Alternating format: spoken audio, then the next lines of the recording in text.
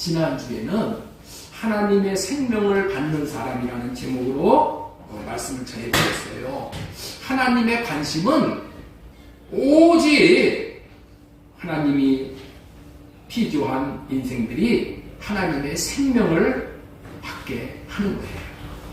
하나님의 생명은 씨 생명과 완전히 성장한 거듭난 생명이 있다고 전해드렸어요. 하나님의 생명은 하나님을 사랑하게 하사 성전을 완성함으로 받는 것이라고 전해드렸어요. 오늘은 한 번뿐인 인생을 어떻게 살아야 하는가? 우리 예수님은 우리에게 삶을 주시기 위해서 오셨어요. 예수님은 우리에게 삶의 본을 보여주셔서 예수님 따라 살으라고 예수님이 오신 거예요. 한 번뿐인 인생을 어떻게 살아야 하는가? 첫 번째 대지로 전해드리고 싶은 말씀은 아들을 보고 믿고 사는 것이다. 제가 한 번뿐인 인생을 어떻게 살아야 하는가요? 이렇게 질문을 하면은 여러분들은 아들을 보고 믿고 사는 것입니다. 이렇게 답변을 해주세요. 예, 한번 해보겠습니다. 한 번뿐인 인생을 어떻게 살아야 하는가요? 아들을 보고 믿고 사는 것이다. 한 번뿐인 인생을 어떻게 살아야 하는가요? 아들을 보고 믿고 사는 것이다. 예, 맞습니다. 대답 잘 해주셨어요. 우리는 우리의 한 번뿐인 인생을 어떻게 살아야 하는지를 모르고 그냥 생각나는 대로 닥치는 대로 사는 존재잖아요. 그러나 하나님은 우리가 어떻게 살아야 잘 사는 것인지를 아셔요. 왜냐하면 하나님께서는 우리 인생에 대한 계획을 가지고 계셔요. 그 계획을 가지고 우리를 창조하신 분이시기 때문에 그렇다는 거예요. 되돌아보면 볼수록 우리는 우리의 인생에 바른 계획도 없이 자신의 생각대로 기분대로 사는 것이 우리의 인생이야. 여러분들 기분 좋으면은 오늘 기분이야 하고 내가 한턱 쏠게 이러고 살잖아요. 그렇죠? 하나님은 우리의 인생을 향한 계획이 있으시기 때문에 우리를 기분대로 살도록 이렇게 내버려 두지 않으시고 하나님의 계획한 바가 이루어지도록 섭리하시는 거예요. 하나님께서 섭리하시는 방법은 하나님 자신의 계획을 깨달아 알도록 마음을 다해서 하나님이 마음을 다해서 우리에게 먼저 알려주셔. 그렇다면은 우리 인생을 향한 하나님의 섭리대로 사는 삶이란 무엇일까요? 그것은 아버지 하나님의 뜻대로 사는 거예요. 아버지의 뜻대로 살면은 후회가 없고 아버지의 뜻대로 살면은 비록 힘들고 어렵다 하더라도 일평생이 보람이 있어. 보람. 그리고 열매가 있게 됨으로 말미암아 후회가 없는 삶을 살게 되는 거예요. 그런데 문제는 우리를 향하신 아버지의 뜻이 무엇인지를 모른다는 거예요. 아버지의 뜻이 무엇인지를 몰라. 모르는데 살 수 있어요? 오늘날 세상 사람들은 그렇다 치더라도 예수님을 믿는다고 하는 사람들조차도 대부분이 하나님의 뜻을 모르고 살고 있다는 거예요. 오늘날 대부분의 신앙인들이 종교 생활을 하면서도 자신은 하나님의 뜻대로 산다고 여기고 있다는 거예요. 그래서 그냥 말씀 보고 순종함으로 착하고 의롭고 선하게 살면은 그것이 아버지의 뜻대로 잘 사는 삶인 줄을 착각을 하고 열심히 그렇게 산다는 거야.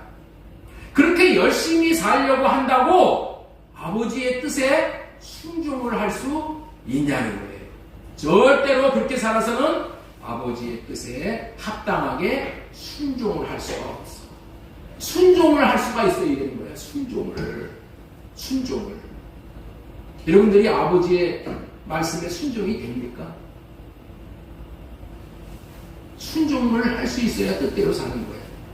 그러나 만일 아버지의 뜻을 제대로 알고 뜻대로 살면은 순종이 되어짐으로 생명을 얻어 삶으로 보람이 있고 인생의 열매가 아름답게 맺혀지게 되는 거예요. 그렇다면은 이처럼 순종이 되어짐으로 살만나게 살 수 있는 아버지의 뜻이란 무엇이냐는 거예요. 요한복음 6장 40절 말씀. 내 아버지의 뜻은 아들을 보고 믿는 자마다 영생을 얻는 것이다. 내 아버지의 뜻은 무엇인지를 분명하게 이 말씀을 통해서 우리는 깨달아 알 수가 있는 거예요. 아버지의 뜻은 아들 예수 그리스도를 보고 믿고 사는 거야. 예? 아버지의 뜻은 어떻다고요? 예수 그리스도를 보고 사는 거야. 보게 되면은 믿어지게 되고 살 수 있게 되어지는 거예요. 여기서 아들을 보고 산다는 말은 아들의 마음을 보고 산다. 이렇게 이해를 하면은 이 말씀이 무슨 뜻인지가 이해가 될 거예요. 아들을 보고 산다는 것은 아들의 마음을 보고 산다는 거예요. 아버지의 뜻인 아들의 마음을 보고 살면은 아버지께서 온전히 순종할 수 있는 마음까지 주심으로 순종이 되어지는 거예요. 아들 예수님이 십자가에서 아버지 하나님의 마음을 이루어드리기 위해서, 뜻을 이루어드리기 위해서 순종하는 그 마음이 순종하고자 하는 그 마음이 아들의 마음이잖아요. 그런데 그 아들의 마음을 보는 우리들의 마음에 순종할 수 있는 마음이 흘러보내 들어오게 된다. 그렇기 때문에 우리도 예수님처럼 순종이 가능하게 되어진다. 아주 중요한 말씀이에요. 아들을 보고 살면은 이렇게 변화되어지기에 아들을 보고 사는 것이 이토록 중요하다는 거예요. 더 나아가서 아들을 보고 산다는 것은 아들의 마음을 보고 산다는 뜻이라고 그랬죠. 아들의 마음을 알고 산다는 것이고 아들의 마음을 받고 산다라는 의미야. 다시 한번 하겠습니다. 아들을 보고 산다는 것은 아들의 마음을 보고 산다는 뜻이고 아들의 마음을 알고 산다는 것이고 아들의 마음을 받고 산다. 이 말씀 전체가 아들을 보고 산다 그런 의미예요. 여러분도 오늘 유인물을 나눠드렸어요. 지난번에도 나눠드렸지요. 성령으로 호흡하며 기도하는 법 있죠? 다 여기 보시면은 거기 아홉 번째도 그런 말씀이 나오죠. 아홉 번째, 아빠 저에게 있는 육신의 것들을 주님의 마음으로 보고 달래받고 살 수 있게 해주세요. 나는 내가 잘 사는지 못 사는지를 몰라. 그래서 나에 대해서 잘 사는지 못 사는지가 주님이 나를 평가해 주실 때 주님의 마음을 그래서 봐야 된다는 거야. 자, 11번째 보세요. 아빠 주님 안에서 주님의 마음을 볼 수 있어. 가르쳤죠? 알 수 있어. 받을 수 있어. 주님 사랑을 행하는 삶을 살게 해주세요.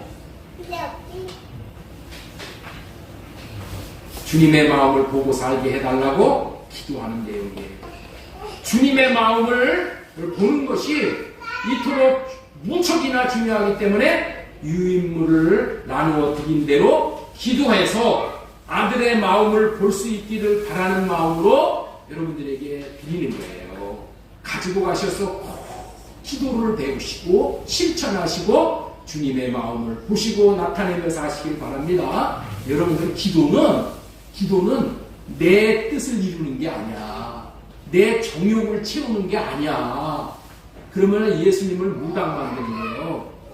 아버지의 마음을 보고 아버지의 뜻을 내가 이루어 드리는 것이 그게 기도하는 목적이야. 그래서 아버지의 마음을 볼 수 있어야 되는 거예요. 아버지의 마음을 알 수 있어야 되는 거예요. 우리 교회를 향한 아버지의 마음이 무엇인가? 그거를 이루어 드려야 되는 거예요. 우리 가정을 향한 아버지의 마음이 무엇인가? 그거를 알고 이루어 드려야 되는 거예요. 우리 자녀를 향한 아버지의 마음이 무엇인지를 알고 그거를 이루어 드려야 되는 거예요. 내 뜻을 이루는 것이 아니라, 제가 강조하는 것은 예수님은 오직 이 새 언약을 이루어 주시기 위해서 오셨는데, 새 언약의 핵심이 무엇이냐? 새 언약의 핵심은 예수님의 이름인 예수님의 마음을 주시겠다는 언약이에요. 이게 새 언약이야. 예? 예수님의 마음을 주시겠다는 거예요. 그래서 그 마음을 내 마음으로 받아들여서 그 마음을 이루어드리는 삶을 살게 해주시는 것이, 이것이 새 언약이에요. 이 예수님의 마음을 받아야 회개가 되고 죄사함을 받고 생명을 받아 하나님의 생명을 얻게, 성령을 받아서 하나님의 생명을 얻게 되는 거예요. 누가복음 24장 47절 말씀 보겠습니다. 또 그의 이름으로 죄사함을 받게 하는 회개가, 이름으로 예수님의 마음으로 우리가 회개를 해서 죄사함을 받는 거예요. 사도행전 2장 38절에도 보면은 베드로가 이르되 너희가 회개하여 각각 예수 그리스도의 이름으로, 예수 그리스도의 이름으로 우리가 회개할 수 있는 거야. 예수 그리스도의 마음이 우리에게 임해야지 우리가 회개가 된다니까. 그게 참된 회개가 되는 거예요. 그래서 주님의 마음을 받고 주님의 마음으로 회개하면은 성령을 선물로 받는다는 거예요. 성령을 받는다는 게 무슨, 뭘 받는 거예요? 생명을 받는다는 거예요. 요한복음 17장 6절 보겠습니다. 세상 중에 내게 주신 사람들에게 내가 아버지의 이름을 나타내었나이다.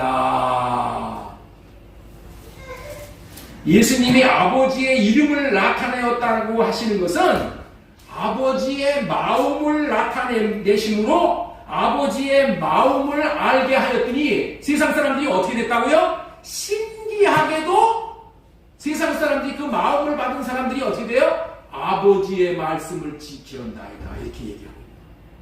예? 아버지의 마음을 받잖아요. 예수님의 마음을 받으면은 세상 사람들이 어떻게 돼?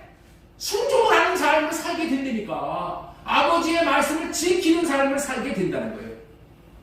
왜 아들인 예수님의 마음을 우리가 보아야 합니까?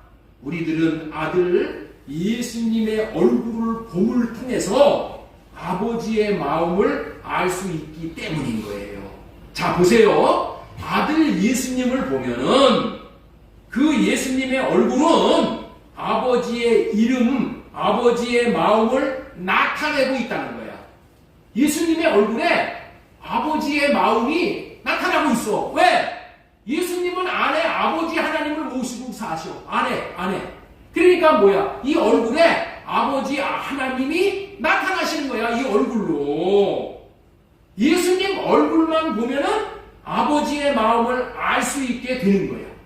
자, 고린도후서 4장 6절 말씀 보겠습니다. 어두운데 빛이라 말씀하셨던 그 하나님께서 예수 그리스도의 얼굴에 있는 하나님의 영광을 아는 빛을 우리 마음에 비추셨느니라. 예수 그리스도의 얼굴에 있는 하나님의 영광을 아는 빛이라는 영광은 뭐냐? 아버지의 마음을 말하는 거예요. 아버지의 마음.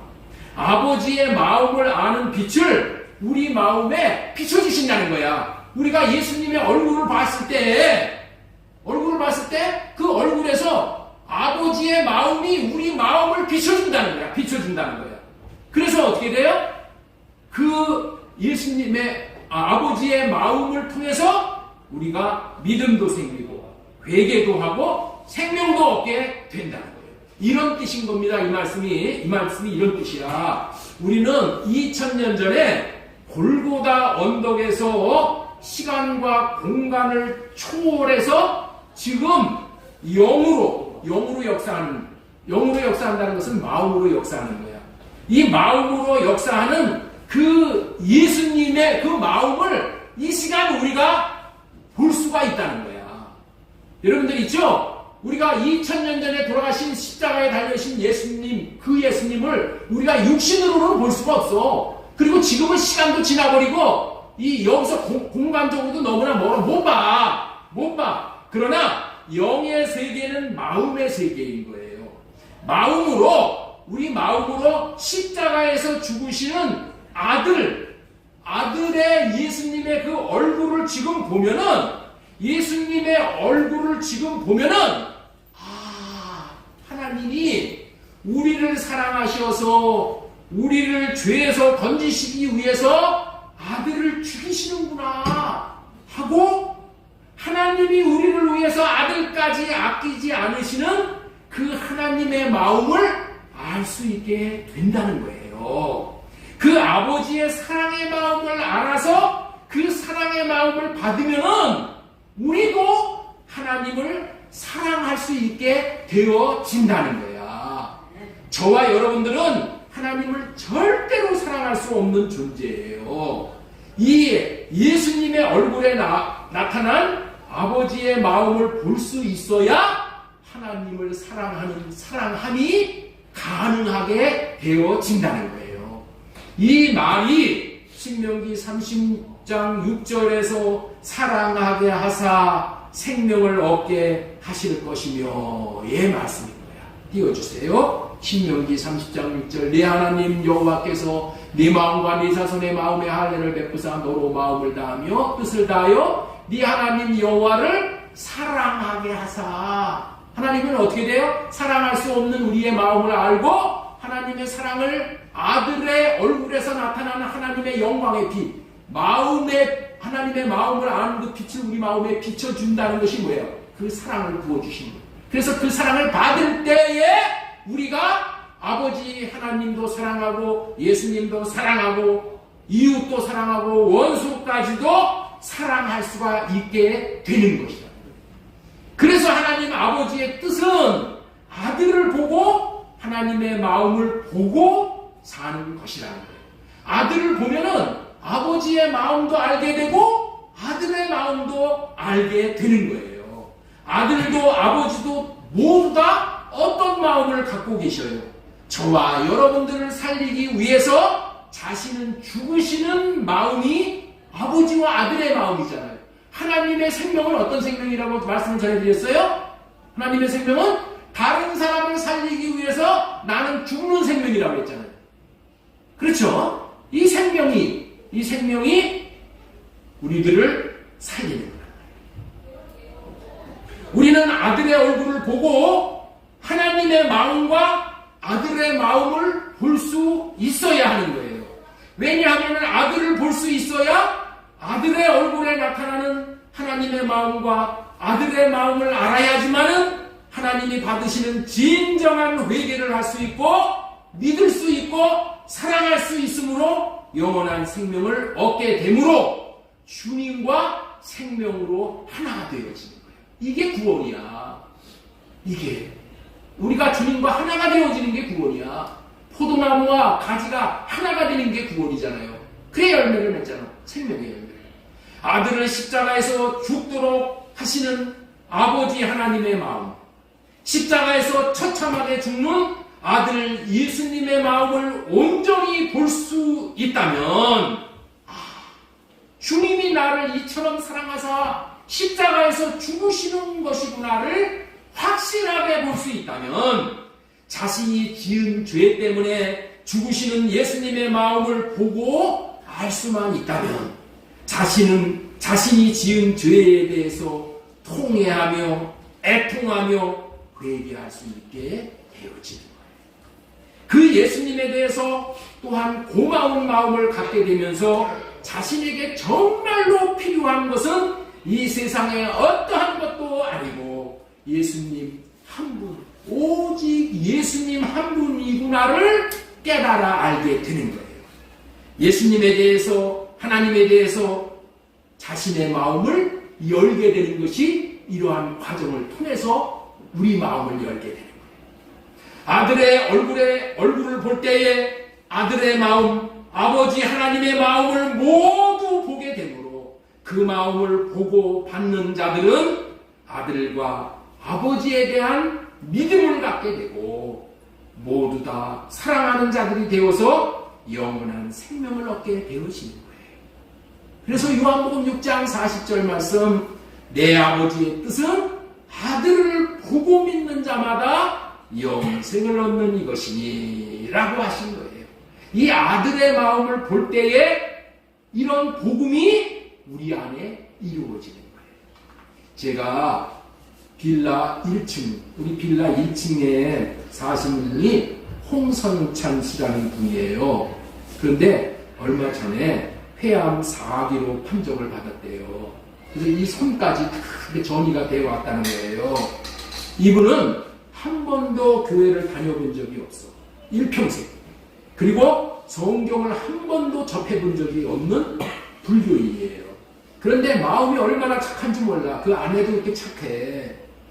우리 공동체의 울타리 안에 들어온 사람은 하나님이 저와 여러분들에게 맡긴 사람이기에 제가 기도하며 지금 복음을 전하고 있는데, 어찌되었든 주님의 마음을 알게 하여 사망에서 생명으로 인도하고자 해도 현재는 그분이 마음을 열지를 않고 있어요.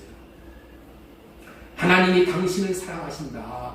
죄 문제를 해결하지 못하고 죽으면은 지옥이다. 이것도 제가 과감하게 전했어요. 왜? 시간이 없어. 시간이. 기도도 해드리고 같이 기도도 했어요. 기도를 하자니까 기도를 안 하려고 하는 거야. 근데 거기 있는 아내가 여보 기도해. 네? 그 아내는 한 서너 번 교회 나가셨대요. 그게 달라져. 그래서 서너 번 교회 나간 사람하고 한 번도 안 나온 사람하고 이 결정적인 순간에 왔을 때 달라지는 거야.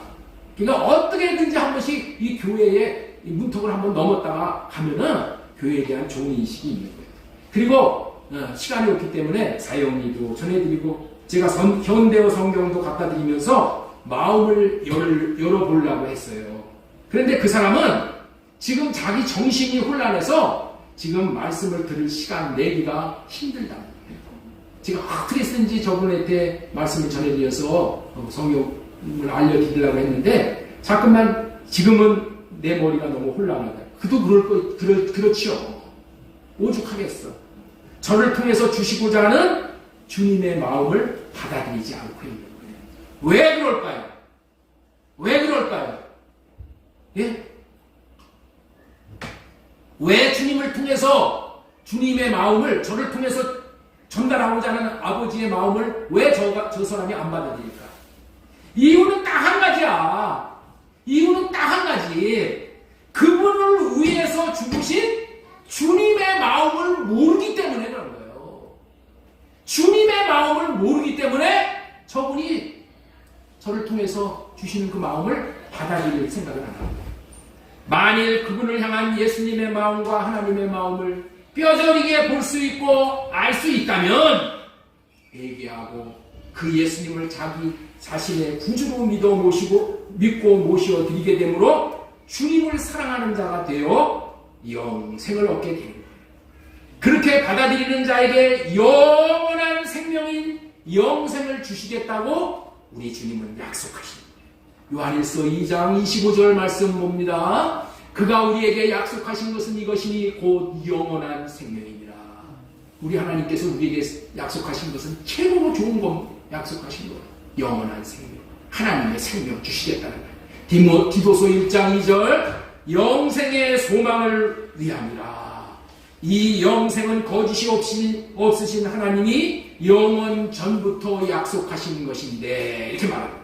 주님의 마음을 보는 것이 이토록 중요한 것이기에 영생을 얻을 수 있도록 중요한 것이기에 한 번뿐인 인생들에게 아들을 보고 믿고 살아라 이렇게 하십니다. 중요한 것은 아들을 보는 것은 인간의 힘으로는 안 되는 거예요. 그래서 주님의 얼굴을 볼 수 있게 해달라고 기도해야 되는 거예요. 여러분들 제발 오늘 나눠드린 유인물을 잘 활용하셔서 성령으로 호흡하며 하는 기도를 매 순간 드림으로 주님의 얼굴에 나타난 하나님의 마음을 보고 알 수 있기를 바라고 소원합니다.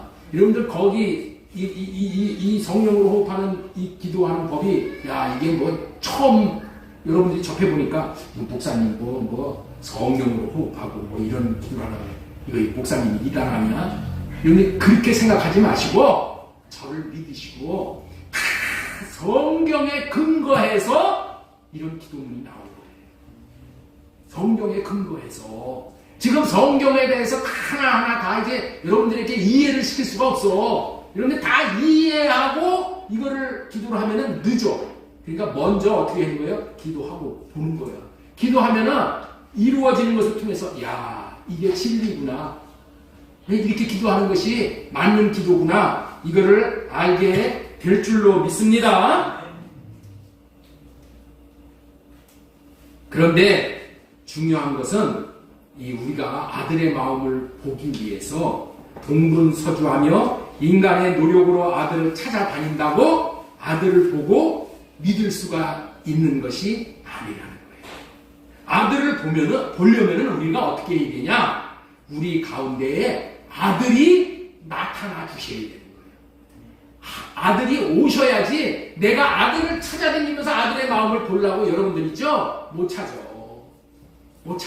그래서 하나님은 우리에게 찾아오시는 하나님이에요. 네? 아들이 우리를 찾아오셔. 왜 찾아오셔요? 아들의 얼굴에 나타난 하나님의 마음을 우리에게 보여주시기 위해서 나타나시는 거예요. 주님이 나타나시지 않는데 볼 수 있는 자는 아무도 없어. 그런데 우리의 연약함을 아시고 우리를 긍휼히 여기시는 주님은 이 세상에 오셔서 아버지의 마음인 아버지의 마음을 나타내 주셨어요. 자, 요한복음 17장 6절 말씀 보겠습니다. 세상 중에서 내게 주신 사람들에게 내가 아버지의 이름을 나타내었나이다. 이렇게 말씀하고 계셔요. 누구를 나타냈다고요? 아버지의 이름을. 아버지의 이름이 뭐예요? 아버지의 마음. 아버지의 마음을 나타냈다는 거야. 누가? 예수님이. 세상 사람들 중에서 내게 주신 사람들에게, 예수님에게 주신 사람들, 예수님에게 하나님이 맡긴 사람들에게 예수님은 뭐만 했다고요? 아버지의 마음만 나타나는 일만 했다니까. 예수님이 이 땅에서 오셔서 하신 사역은 딱 한마디로 표현을 하면은 아버지의 마음을 알려주는 거야. 아버지의 마음. 이것만 알려주신 거야. 왜 그래요? 이유는 사랑하게 하시기 위해서. 이는 나를 사랑하신 사랑이 그들 안에 있고 나도 그들 안에 있게 하려면, 사랑하게 하기 위해서 예수님이 이 땅에 나타나셨어요. 네? 마음을 주셔서, 사랑할 수 있는 마음을 주셔서 우리가 하나님 사랑, 이웃 사랑, 원수까지 사랑하게 하시라. 사울이라는 청년에게 다메섹 성으로 가는 길에서 주님이 나타나 주셨어요. 그 사울이라는 분은 아들을 보고 믿어 바울로 변화가 되어져 인생 중에서 아마 최고의 인생을 살아간 사람이라고 봐도 과언이 아니야. 그런데 그가 처음부터 아들의 마음을 본 것이 아니에요. 처음에는 그도 아들의 마음을 잘 못 봤어. 그래서 그의 젊은 인생을 정말 잘못 살았어요. 그는 아들의 마음을 잘못 보았기 때문에, 아들의 마음이 어떠한지를 몰랐기 때문에 예수를 믿는 자들을 죽이는 것이 하나님의 뜻인 줄 알았어. 예수 믿는 자들을 죽이는 것이 하나님의 뜻인 줄 알았어. 그렇게 예수 믿는 자들을 죽이면 하나님을 제일 잘 섬기는 걸로 사울이 그렇게 알고 있었다니까. 그래서 그 종교적인 열심으로 예수님을 죽이는 삶을 살았다는 거예요. 그 사람이 아들 예수님의 마음을 보기 전에는 핍박자요, 살인자 사울이었다는 거예요. 그날도 사울은 예수 그리스도를 믿는 사람들을 죽이려고 다메섹 성으로 올라가는 중에 도로 위에서 해보다도 더 밝은 빛으로 나타나신 주님을 본 것이고 주님의 마음을 봤다는 거예요. 빛으로 오신 아들 예수님의 얼굴을 볼 때 그의 눈에서, 사도 바울의 눈에서 비늘이 벗겨지는 거예요. 비늘이. 그래서 그 눈이 벗겨지니까 그가 예수님의 마음을 제대로 보게 되었어요.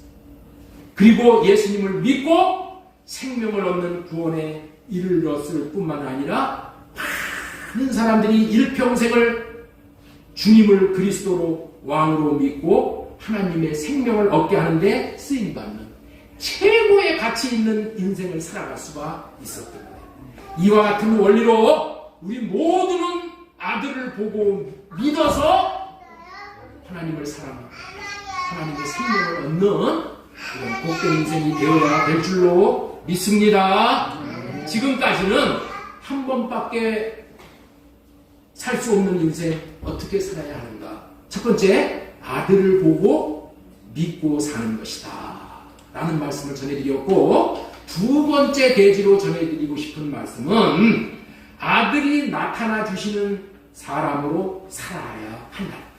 아들이 나타나 주시는 삶을 살아야, 아들이 나타나 주시는 사람으로 살아야 된다.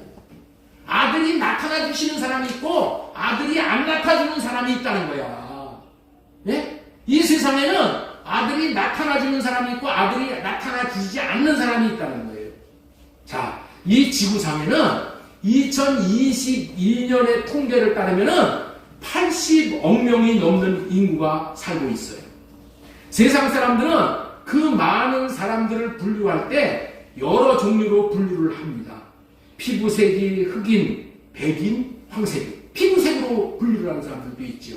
어떤 사람은 돈으로 분류를 해요. 부자, 가난한 사람. 요즘 말로 말하면은 흑수저, 금수저. 어떤 사람은 사업에 성공한 사람, 실패한 사람으로 분류를 하잖아요. 어떤 사람은 대학 진학에 성공한 사람, 대학 진학에 실패한 사람. 어떤 사람은 가문이 좋은 사람, 좋지 않은 사람. 여러 종류로 분류를 해. 그런데 하나님께서는 70억, 80억이나 넘는 그런 사람들을 어떻게 분류를 하냐는 거예요. 딱 하나님은 한 종류로 분류합니다. 하나. 아들이 나타나 주심으로 아들을 보고 믿고 사는 사람이냐, 아들이 나타나 주시지 않으므로 아들을 보지 못하고 사는 사람이냐. 이 딱 한 가지로 분류를 합니다. 아들을 보고 믿어 영생을 얻는 사람, 아들을 보지 못하고 믿지 못해 영생을 얻지 못하는 사람, 한 가지 기준으로만 분류를 합니다. 그 분류로 말미암아 영생과 영원한 사망이 결정되는 거예요. 양과 염소가 나누어지게 되는 거예요.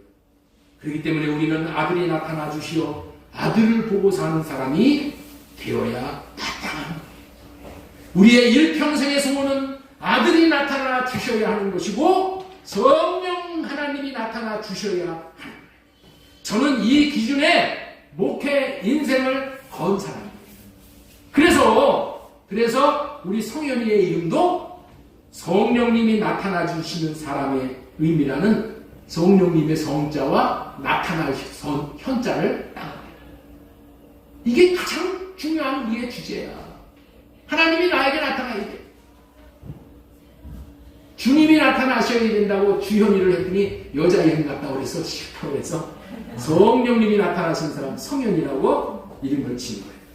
그렇다면 어떠한 사람에게 하나님의 아들 예수 그리스도가 나타나 주시냐는 거예요. 요한복음 14장 21절. 나의 계명을 지키는 자라야 나를 사랑하는 자니 나를 사랑하는 자는 내 아버지께 사랑을 받을 것이요 나도 그를 사랑하여 그에게 나를 나타내리라. 나의 계명을 지키는 자, 주님의 계명을 지키는 자, 새 계명을 지키는 자에게 나타나 주시겠다고 약속을 하십니다. 예수님의 계명은 예수님을 사랑하는 거예요. 네? 하나님을 사랑하는 거예요. 예수님은 자기를 사랑하는 사람에게 나타나시는 거예요. 아, 예수님이 사랑하지도 않는 자에게 나타나시겠어요? 네? 예수님이 사랑하지도 않는 집에 찾아가요? 문전박대 부를 수밖에 없는 거예요. 예수님 그렇게 어리석은 분 아니야. 성경에 부모도 없고 가진 것도 없고 배운 것도 많지 않은 사람과 가정이 등장을 해요. 그 가정은 마리아, 마르다, 나사로가 사는 가정이에요. 마태복음 26장 6절 말씀 우리 한번 큰 소리로 읽겠습니다. 시작!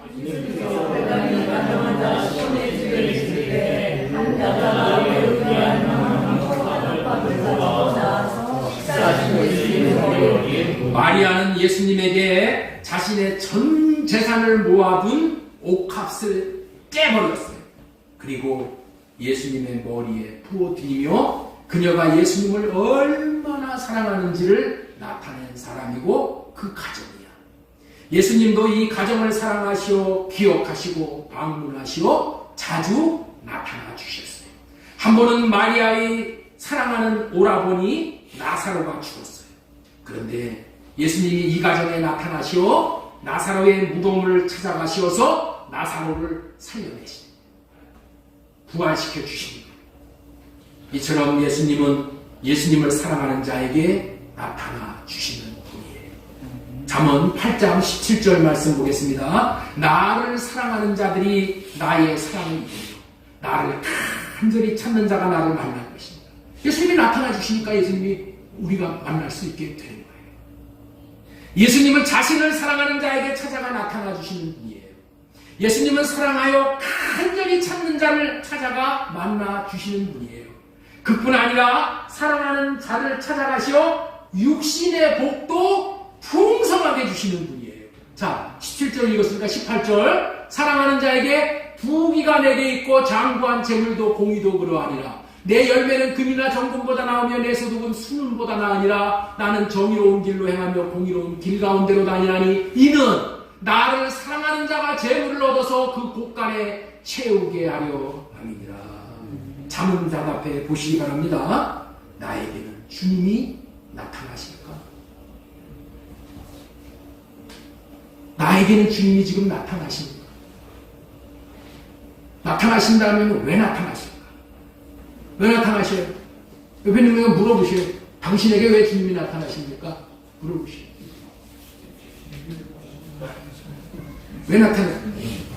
왜 나타나셔요?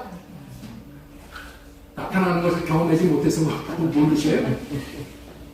주님을 사랑하니까 나타나시는 거예요, 여러분들이. 네? 여러분들이 주님을 사랑하시잖아요. 그래서 나타나신다니까. 네? 주님을 사랑하는 자에게 나타내. 그렇다면 우리는 주님을 어떻게 사랑해야 온당하게 사랑하는 것일까요? 주님을 사랑하되 그냥 마구잡이로 사랑하려고 한다고 사랑하는 것이 아니야. 사랑하는 것도 주님이 정해주신 식이 있어, 식. 주님이 정해주시는 방식이 있다니까.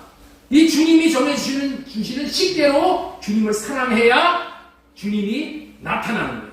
그래서 그 사랑의 방법을 알려주시고 그 사랑의 방법이 너무나도 중요하시기 때문에 사랑에 대해서 가르치실 뿐만이 아니라 사랑하라고 명령을 하시는 거예요.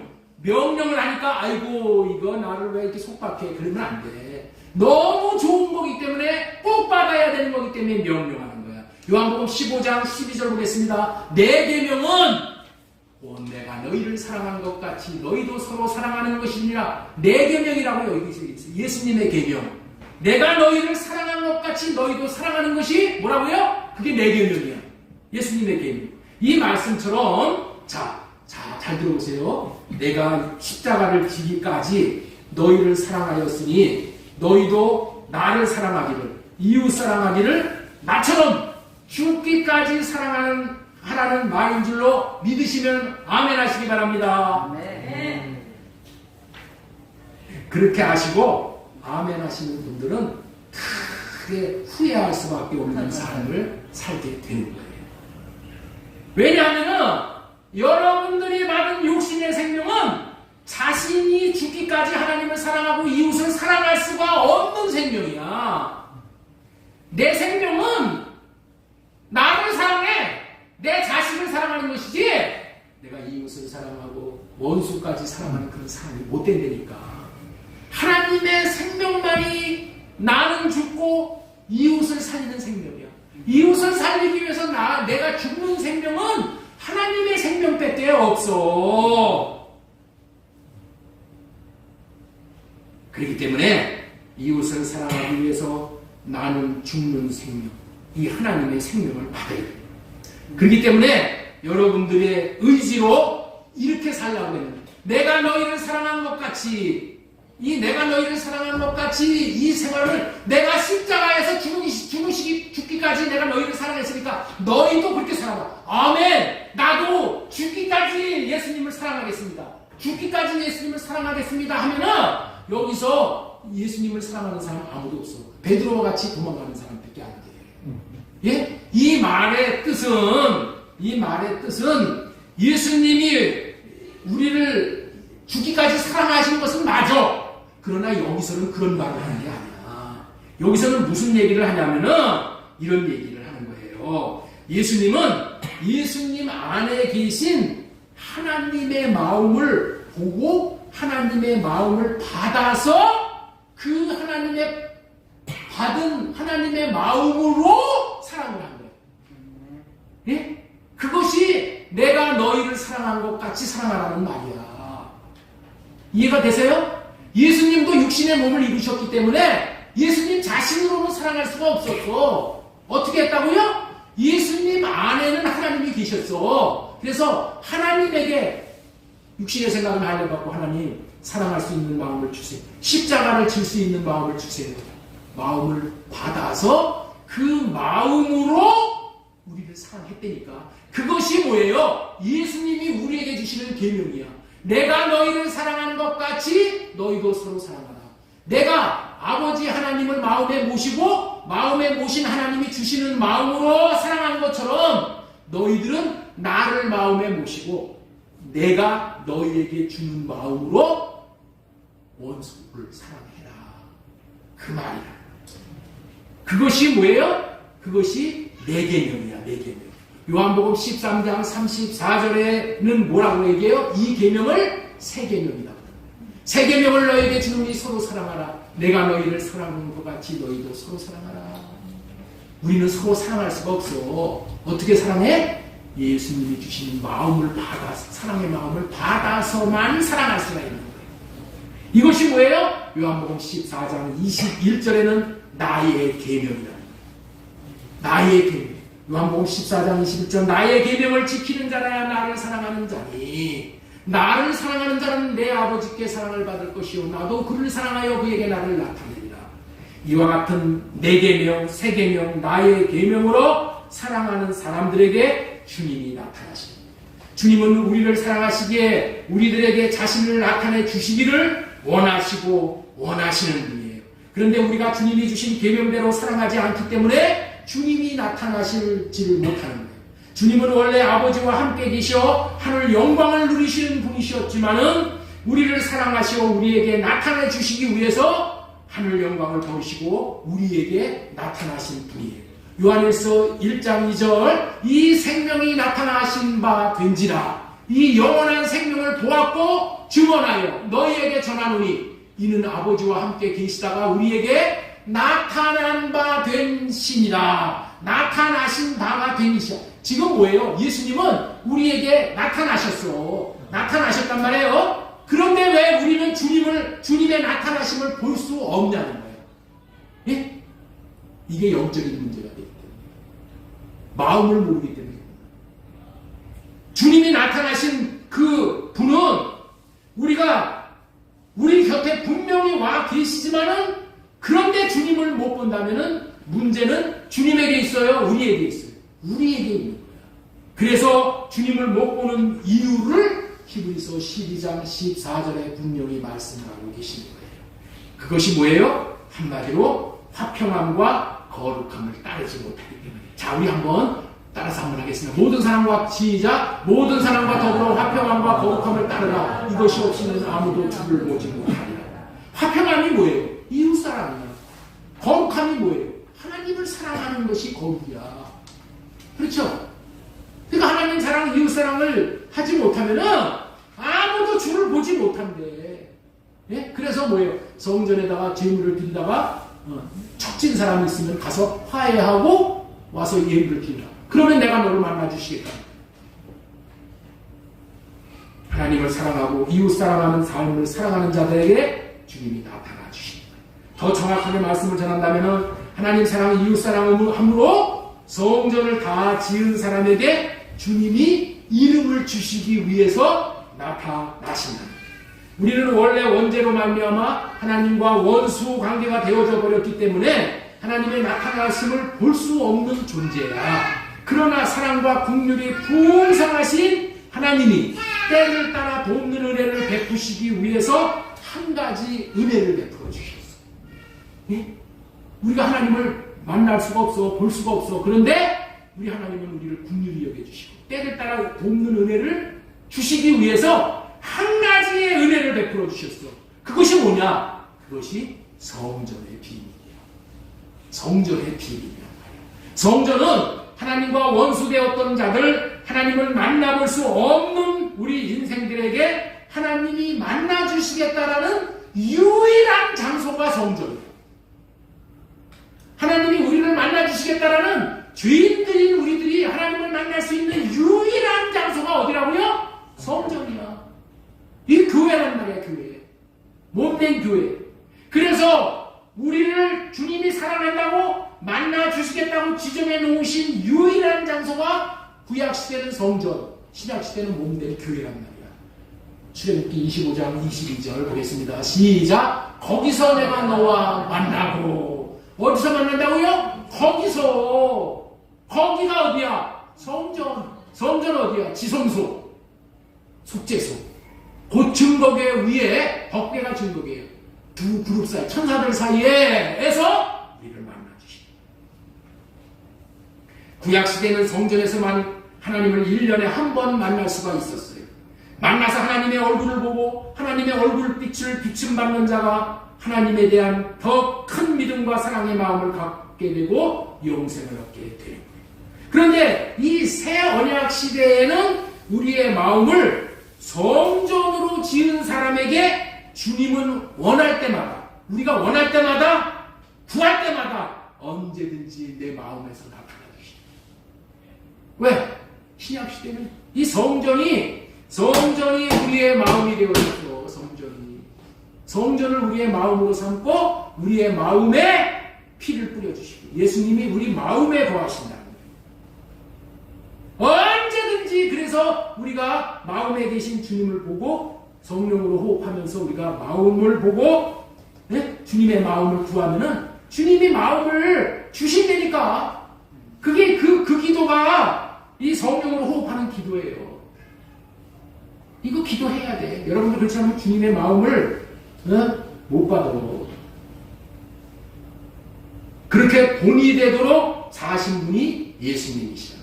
그렇기 때문에 우리가 하나님의 뜻을 이루기 위해서는 그러한 삶을 사신 예수님처럼 살아야 하는 거예요. 자, 요한일서 2장 6절, 그의 안에 산다고 하는 자는 그가 행하시는 대로 자기도 행할지니라.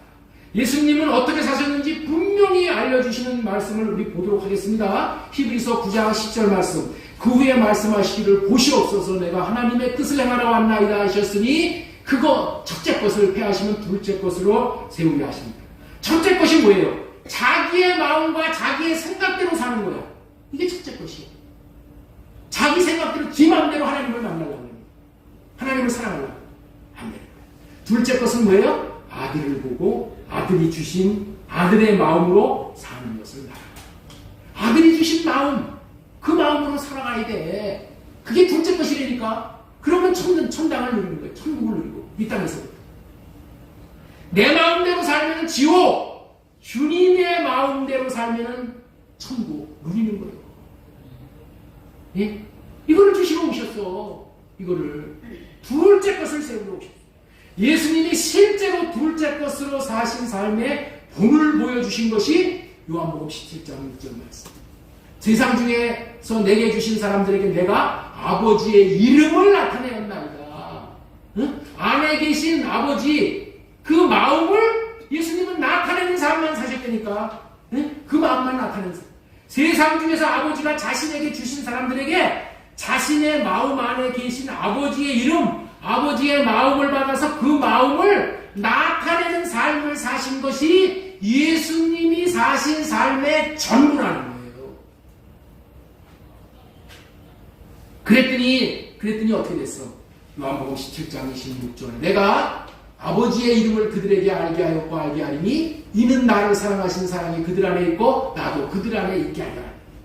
예수님이 아버지의 마음을 나타내심으로 말미암아 아버지의 마음을 받은 사람은 아버지의 마음을 알게 되므로 사랑까지 하게 되었다는 거예요. 하나님을 사랑하고 원수까지도 사랑하게 되었다는 거예요. 아버지의 마음을 나타내기만 하였는데 그들도 주님의 사랑의 마음을 가질 수 있고 주님을 사랑하게 되었다는 거예요. 이것이 우리도 하나님을 사랑하고 이웃을 사랑할 수 있는 비결인 거예요. 아버지의 마음을, 아버지의 이름을 보지 않고는 주님의 사랑의 마음을 알 수 있는 방법이 이 세상에 없어. 방법을 주신 적이 없어. 요한복음 17장은 예수님의 기도예요. 예수님이 이 땅에 오셔서 사역을 마치고 십자가를 지시기 직전에 하나님께 사역하신 내용에 대해서 최종 보고를 하시는 내용이기도 하지만은 돌아가시기 직전에, 십자가를 지시기 직전에 하신 말씀이기 때문에 우리들에게는 유언적으로 남겨주시는 아주 의미 있고 중요한 말씀이에요. 예수님은 이 땅에 오셔서 하신 일이 한마디로 딱 한마디로 하나님의 이름, 하나님의 마음만 나타내는 그런 일만 하셨다니까.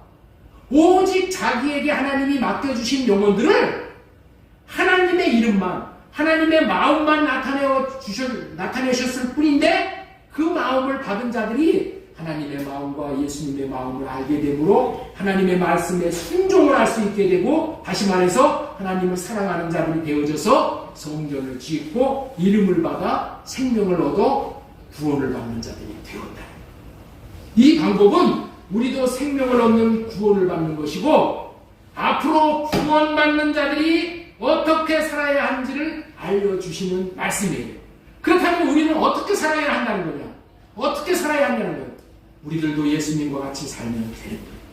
그 삶은 한마디로 예수님의 이름을 나타내고 예수님의 이름인 예수님의 마음만 알 수 있게, 그 예수님의 마음만 알려주면 되는 거예요. 어려운 게 없어. 누구에게 나타내야 되는 거예요? 그것을, 자, 예수님은 하나님이 자신에게 주신 사람들에게 아버지의 이름을 나타내었다고 하시는 거예요. 17장 6절 다시 보겠습니다. 자, 세상 중에서 내게 주신 사람들에게 내가 아버지의 이름을 나타내었나이다, 이렇게 얘기하잖아요. 그렇죠? 세상 사람들 중에서 내게 주신, 예수님에게 주신 사람들에게 아버지의 이름을 나타냈다. 네? 자기에게 준 사람들에게 뭐만 했다고요? 아버지의 이름만 나타냈단 말이야. 저와 여러분들에게 아버지께서 주신 사람들이 있을까요, 없을까요? 예? 아니, 저와 여러분들에게 아버지께서 주신 사람이 있어요, 없어요? 주신 사람이 있어요, 없어요? 그분들에게 뭐를 하라는 거야, 그거요? 예수님의 마음을 나타내고 살아요.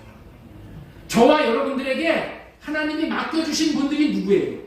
지금 여러분들과 같이 지내는 사람들이야. 오늘 시간을 가장 많이 보내는 사람이야. 예를 들면 아내야. 예를 들면 남편이야. 친구들이고 직장 동료들이고 자주 만나는 사람들, 여기 교회 지체들이야. 여러분들에게 가까이 있는 사람들은 저와 여러분들에게 하나님이 주신 사람들이라니까. 하나님이 여러분들을 나에게 주셨다니까. 그래서 지금 이 아버지의 마음을 나타내는 거예요. 무엇하라고 주셨다고요? 예수님의 이름을 나타내고 예수님의 마음을 나타내라는 거예요. 오늘 그들이 왜 여러분들을 만나게 되었어요? 왜 그들이 여러분들에게 아내가 되고 여러분들의 남편이 되고 여러분들의 아들이 되고 왜 하나님이 그런 관계를 통해서 여러분들에게 주셨냐는 거야. 예? 여러분들을 가장 가까이 지내게 됐냔 말이야. 왜 아내가 되고 왜 남편이 되고 왜 자녀가 되고 왜 부모가 되고 왜 이웃이 되게 했냐는 거예요. 오집사님, 왜 아버지를 주셨어? 왜 엄마를 주셨어? 하나님이 저와 여러분들에게 주신 분들이기 때문에 만나게 되게 되는 줄로 믿으시기 바랍니다. 하나님이 주셨기 때문에 만난 거예요. 하나님이 주셨기 때문에 결혼한 거예요. 하나님이 주셨기 때문에 아들을 낳은 거예요. 그렇다면 왜 주셨어요? 왜 주셨어? 옆에 있는 분에게 좀 물어보시오. 왜 주셨어요? 물어보셔. 왜 주셨어? 예수님의 이름, 예수님의 마음, 하나님의 마음을 알게 하려고, 나타내게 하려고. 내 마음만 나타내면 지옥이야. 내 마음을 우리 가정에서 나타내면 지옥이야. 그런데 주님이 주신 마음을 나타내면 내 가정이 뭐가 된다? 천국이야. 천국. 천국이 되는 거예요. 내 마음을 나타내니까 지옥이야. 여러분들 한번 옆에 있는 분을 보게. 왜 당신 지옥을 삽니까? 다 천국을 사셔서 대답할 말이 없어요? 왜 지옥을 살아? 내 마음대로 살기 때문에 그런 거예요. 네? 왜 자식들이 뛰쳐나가? 내 마음대로 어떻게 해보려고 그러니까 뛰쳐나가는 거예요. 내 마음을 나타내면 지옥이지만 아버지의 마음을 나타내면 천국이야. 여러분들에게 주신 영혼들을 자신의 마음을 할례받고 주님의 마음을 나타내는 사람으로 살게 하여 천국을 누리도록 해야 하는 것이 하나님의 뜻을 이루는 거예요. 여러분들이 이 의미를 잘 깨달아 한다면 이제부터는 사는 의미가 달라지실 줄로 믿습니다. 하나님은 쓸데없는 일을 하시는 분이 아니에요. 모든 것은 계획을 가지시고 하시는 분이 하나님이에요. 지금 여러분들에게 주신 분들은 저와 여러분들이 아니면은 예수님의 마음, 하나님의 마음을 알 길이 없는 사람입니다. 고린도전서 1장 21절 보겠습니다. 하나님의 지혜에 있어서는 이 세상이 자기 지혜로 하나님을 알지 못하므로 그분들은, 여러분들에게 주신 그분들은 자신의 지혜로는 하나님을 알 수 없는 사람들이에요. 전도가 무엇인가? 네? 전도에 미련한 것으로 믿는 사람들을 구원하기 기도해요. 전도가 뭐예요? 어렵게 생각하지 마시오. 예수님의 마음을 나타내는 것이 전도야. 예수님의 마음만 나타내는 것이 전도가 되는 거예요. 그 방법으로 전도하는 것이 미련한 것 같지만은 가장 지혜로운 방법이고 하나님이 구원하시는 가장 확실한 방법이고 하나님이 보장하시는 방법이다. 여러분들에게 하나님이 주신 분들에게 예수님이 그들을 얼마나 사랑하셨는지 예수님의 사랑의 마음을 알려준다면 그들은 예수님의 마음을 받아들이게 되어 있는 거예요. 그들이 왜 예수님을 믿지 않는다고요? 예수님의 마음을 진정으로 보지 못하고 알지 못하기 때문에 안 받아들이는 거예요. 그들이 왜 현재 지옥을 살고 있냐? 예수님의 마음을 나타내는 사람을 만나보지 못했기 때문에 그런 거예요. 예수님의 마음을 아는 데에 안 받아들일 수 있는 사람은 없어. 만약에 예수님의 마음을 알고도 예수님을 안 받아들이면은 그야말로 기적이야, 기적. 응? 예수님의 마음을 아는데 예수님을 안 받아들인다. 그거 기적이라니까. 예수님의 마음을 알게 된다면 누구든지 마음이 열리게 되어 있어요. 그들도 여러분들이 전하는 예수님의 마음을 받아들여 예수님과 하나가 되어 영생을 얻게 하시려 그렇게 하신다. 예수님의 마음으로 사는데 어떻게 천국을 누리지 못하겠냐고요. 예수님의 마음을 나타내며 사는데 천국을 누리지 못한다면 그야말로 뭐라고요? 그 기적이에요. 기적. 예수님의 마음을 알고 예수님의 마음을 나타내는 그런 삶을 사는데 천국을 누리지 못한다. 그 기적이라니까. 여러분들은 그런데 그 기적을 날마다 경험하고 사시는 분들이잖아요. 그렇죠? 요한복음 17장 3절 영생은 유일하신 참 하나님과 그가 보내신 자 예수 그리스도를 아는 것이다. 예수님의 마음을 아는 것이 예수님을 아는 거예요. 영생은 그리스도의 마음을 갖고 마음을 알므로 얻어진다는 말씀인 거예요. 저와 여러분들이 예수님의 마음을 나타내므로 마음을 알게 되어 영생을 얻게 되는 거예요. 자, 그렇다면 우리가 하나님의 뜻대로 살기 위해서는 하나님의 마음을 나타내야 되는데 그렇게 살기 위해서는 첫 번째로 필요한 것이 무엇일까요? 첫 번째로 예수님의 마음을 나타내려면 첫 번째로 필요한 것이 뭐예요? 네? 첫 번째로 필요한 건 뭐예요? 아유, 왜 이렇게 유언무원이신가? 이때까지 설교했는데 예수님의 이름, 예수님의 마음이 저와 여러분의 마음 안에 있어야 돼. 있어야지 뭘 줄 거 아니야. 없는 거 줄 수 있어요? 없는 이름, 없는 마음을 나타내며 줄 수는 없는 거 아니에요. 예수님과 같이 살려면 예수님처럼 이름을 나타내야 하는데 예수님의 마음을 나타내야 하는데 있어야. 자, 우리 한번 옆에 분들에게 축복하세요. 있어야 줄 것 아닙니까? 그래서 예수님의 이름을 받아야 돼요. 이름을 받아야 돼요. 이거를 자 순수하게 받아들이셔야 돼요. 예수님의 마음을 나타내지도 못하면서 나 이름 받았다 이러고 속고 살면 안 돼. 지난주에 예수님의 이름을 받기 위해서는 마음을 주시겠다는 언약인, 예수님의 마음을 주시겠다는 언약인 할례 언약, 새 언약을 믿고 하나님 사랑, 이웃 사랑을 하여 성전을 지어야 된다.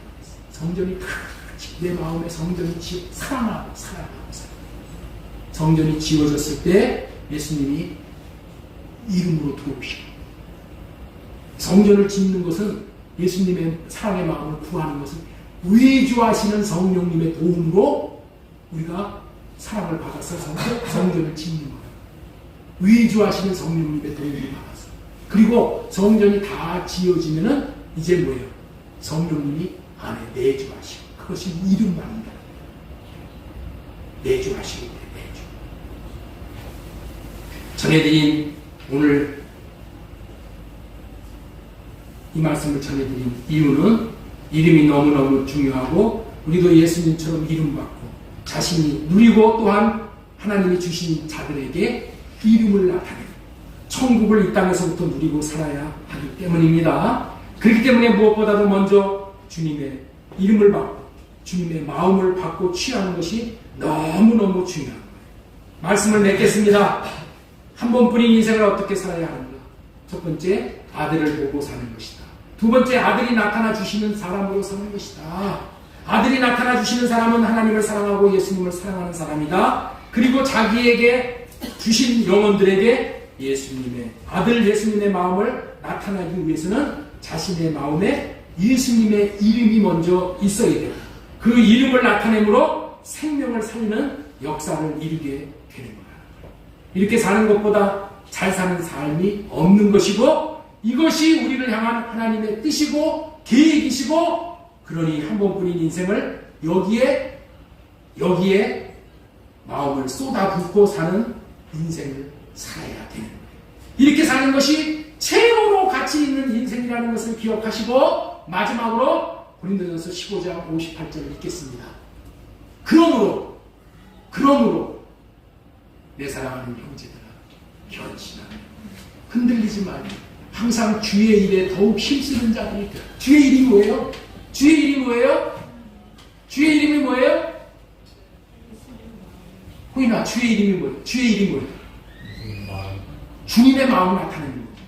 그렇죠?